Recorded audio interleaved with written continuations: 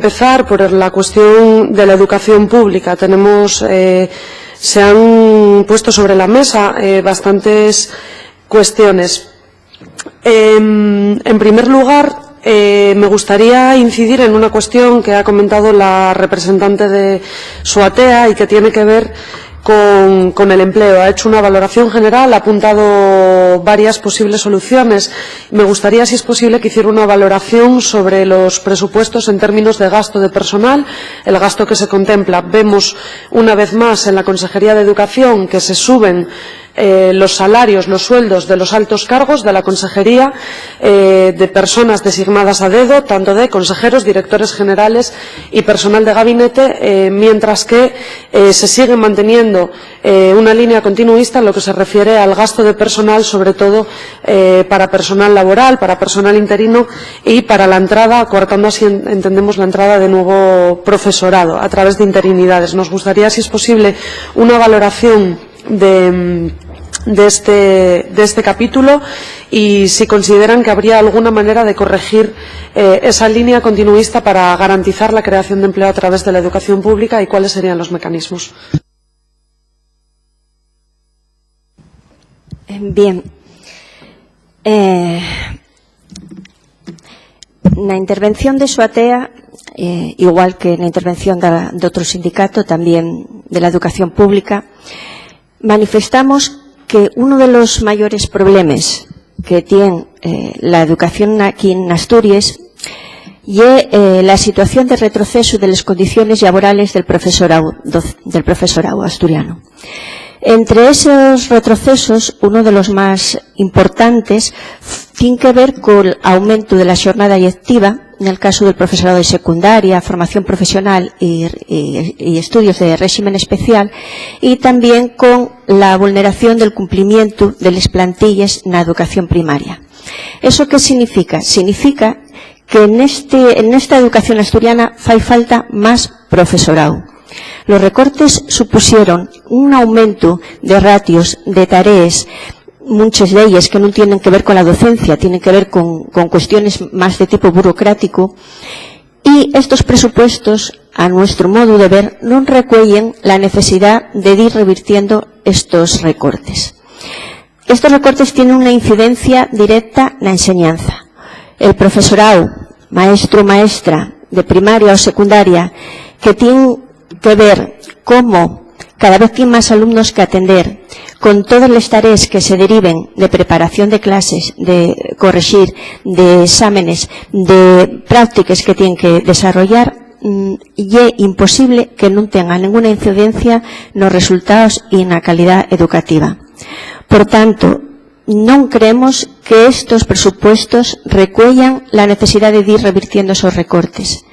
La necesidad de profesorado y era que demandado no solamente por este sindicato, sino la Xunta de Personal Docente también, donde están representados el resto de organizaciones sindicales, y pienso que debería de reconsiderarse esa situación y, por tanto, que debería de tener algún efecto en los presupuestos que salieren aprobados aquí en Asturias. No sé si me queda alguna cosina más. Me doy por respondida, gracias. Respecto a las condiciones laborales que menciona, desde diversos sindicatos educativos han denunciado en numerosas ocasiones que el profesorado asturiano es el que peores condiciones tiene de todo el Estado. ¿Podría explicar desde su sindicato a qué se refieren exactamente cuando hacen esta apreciación y qué soluciones plantean para atajarla?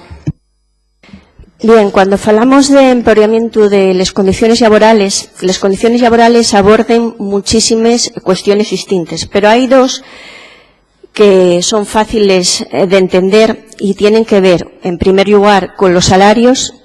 Aquí ya se manifestó en varias ocasiones que el profesorado asturiano es uno de los peores pagados de todo el Estado.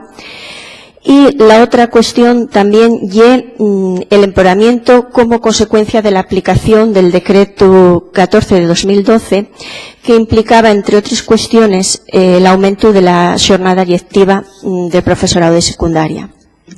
Tenemos fecho un cuadro que tenemos fecho público en su momento, que tengo copias a disposición de los diputados que aquí lo quieran tener, donde se ve que la manera en que se aplicó en Asturias ese aumento de la jornada lectiva al profesorado fízose de una manera bastante más gravosa que lo conoció en otras comunidades autónomas. Y explícome.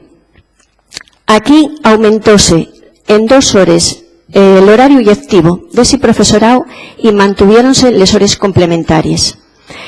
Pidiéronse desde varios espacios en negociaciones, cuando se plantearon estos recortes, distintas posibilidades que fueron recollidas en otras comunidades autónomas. Por ejemplo, que horas de guardia fueran consideradas lectivas, que al aumento de las lectivas supusiera una disminución de las horas complementarias, en fin, una serie de propuestas que en ningún caso fueron aceptadas por esta Consellería de Educación. El resultado es que ahora mismo, si se miran los horarios del profesorado de secundaria, en Asturias son los que más carga horaria tienen, de sesiones lectivas y de sesiones complementarias, siendo la subpermanencia en los centros la mayor de todo el Estado. Esto, lógicamente, tiene que repercutir en las condiciones en las que este profesorado desempeña sus funciones docentes. Y es imposible pensar que esto no va a tener ninguna incidencia, y yo no sé si los resultados de PISA que hoy se plantearon aquí en esta sala son el resultado de estos recortes. Cabe la posibilidad. En cualquier caso, sí que merece una reflexión y deberían de ponerse las medidas para ir evitando y revirtiendo esta situación.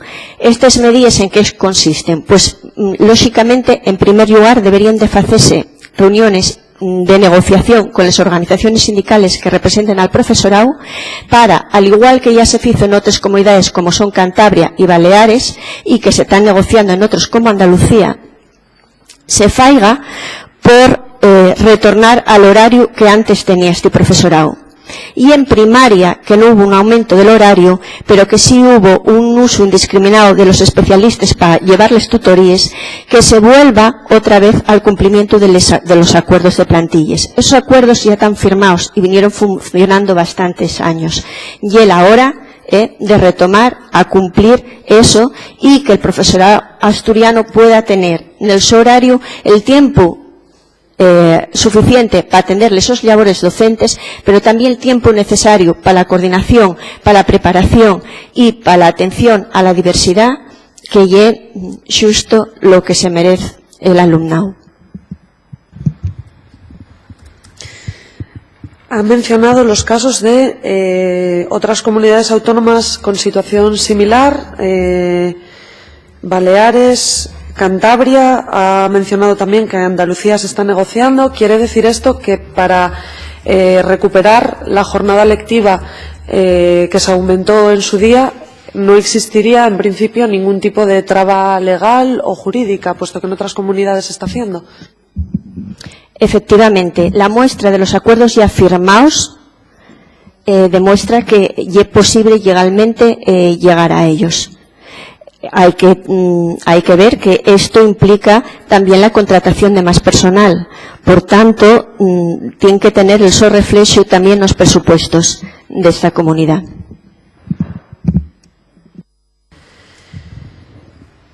La reducción de la carga lectiva del profesorado asturiano entendemos que implicaría también la creación de nuevo empleo al generarse nuevas necesidades educativas que deberían ser cubiertas. ¿Sería así? Lógicamente, el mejorar las condiciones laborales del profesorado faese con un presupuesto que permita la contratación de nuevo personal.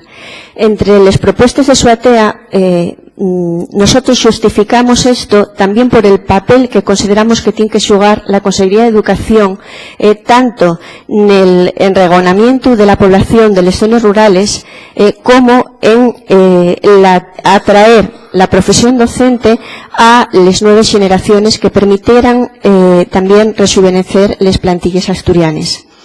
Esto y una oportunidad que implica no solamente posibilitar una mejora na educación unha mellora de las condiciones laborales del profesorado, sino que también sería una mellora para dos de los grandes problemas que tenemos en esta comunidad: el avellamiento de la población y la falta de xente, la disminución de población fundamentalmente en Nesales. Sí, pensamos que sería un papel fundamental por parte de esta Consellería el poder influir nesa situación que afecta a toda Asturias. Muchas gracias por la explicación, porque entendemos que es una cuestión de suma relevancia para Asturias. En los últimos meses se ha hablado mucho de un pacto demográfico.